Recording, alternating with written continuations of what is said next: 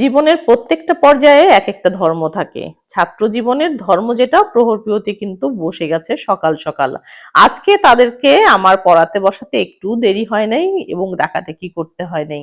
তারা কিন্তু নিজ ইচ্ছায় পড়তে বসে গেছে। এর পেছনেও একটা রহস্যজনক কারণ আছে, সেটা হচ্ছে তাদের স্কুলের আজকে অনুষ্ঠান। তোমরা ইতিমধ্যে অনেকগুলো ছবি দেখেছো। এটা ছিল গতকালকের ভিডিও।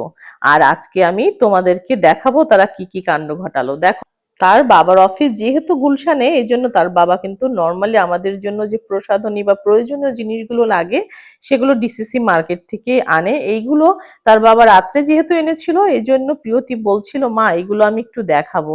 আমি বললাম ঠিক আছে, পড়ার ফাঁকে তুমি একটু দেখিয়ে ফেলো কি কি এনেছে তোমার বাবা। দেখো না কাণ্ড, আমার প্রহর একদম বাথরুম থেকে এক এক করে সবকিছু নিয়ে এসে বলছে, মা আমি সবগুলো দেখিয়ে ফেলি, আমি অনেক কষ্টে থামিয়েছি, আর তোমাকে দেখাতে হবে না, এখন পড়া শেষ করো।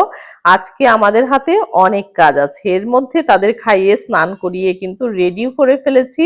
যেহেতু প্রহরপ্রিয়তি এখনোই অনেকটা ছোট আর দুজনকে হ্যান্ডেল করাও খুব কষ্ট হয়ে যায়, এই জন্য দুজনকে খুবই সিম্পল ভাবে আমি সাজিয়ে দিয়েছি, যাতে অন্তত তারা খুশি হয়, মনটা খারাপ না করে। প্রহরকে বউ সাজিয়ে দিয়েছি আর প্রিয়তিকে শিক্ষিকা সাজিয়ে দিয়েছি, তাতেই কিন্তু তারা অনেক বেশি খুশি ছিল। এখনো পর্যন্ত শাড়িতে কিন্তু আমি খুব বেশি যে কমফোর্টেবল ফিল করি তা না, কিন্তু আমার মেয়েরা কিন্তু খুব সুন্দর করে ক্যারি করতে পারে। তারা এত সুন্দর করে ক্যারি করতে পারে যেন মনে হয় যে কতদিন ধরে তারা শাড়ি পরছে। আর প্রহরকে বলছিলাম, একটু হাই বলে দাও মায়ের সঙ্গে, আমি যে তোমাদেরকে সাজালাম তার একটা প্রমাণ তো থাক। আর এরই মধ্যে প্রহরদের স্কুলের সামনে চলে এসেছি। প্রচুর গাড়ির চাপ থাকে ওদের স্কুলের সামনে। অনেক প্যারেন্টসই কিন্তু দাঁড়িয়েছিল বাচ্চাদেরকে দেখার জন্য, অনেকে বাচ্চাকে ঢুকিয়ে দিয়েও দাঁড়িয়েছিল যে কে কি সেজে এসেছে সেটা দেখার জন্য। আমিও অবশ্য ব্যতিক্রম ছিলাম না। প্রহরপ্রিয়তিকে স্কুলে ঢুকিয়ে দিয়ে আমি অনেকগুলো বাচ্চার সাথে কথা বলছিলাম, আর তাদের সাজগুলো দেখতে ভীষণ ভাল লাগছিল। এক একজন এক একটা জিনিস সেজে এসেছে, কেউ শিক্ষিকা, কেউ বৃদ্ধাশ্রমের মা। এই সাজগুলো দেখতে না ভীষণ ভাল লাগছিল। চুড়িওয়ালির সাথে একটু কথা বললাম, তার মা তাকে রেডি করিয়ে দিচ্ছিল। অনেক বাচ্চা আছে যে নার্ভাস ফিল করে, সবকিছু মিলায় আসলে ক্যারি করাটা খুব কঠিন হয়ে যায়।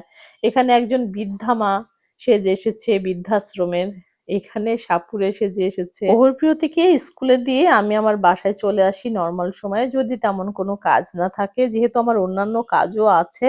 ছুটির নির্দিষ্ট সময় অনুযায়ী আমি আবার বাসা থেকে চলে এসেছি। আর প্রহরপ্রিয়তির কিন্তু ছুটি হয়ে গেছে। এক এক করে সবাই বেরিয়ে আসছিল, এক একজন এক একটা জিনিস সেজেছে, সবাই আগ্রহের সাথে দেখছিল। এই তো আমার প্রিয়তি চলে এসেছে। ওরা যেহেতু এখনো হিংসা হিংসি বুঝে না, এই জন্য জয় পরাজয়টা কিন্তু ওদের কাছে মুখ্য না, আনন্দটাই কিন্তু বড় বিষয় হয়ে দাঁড়ায়।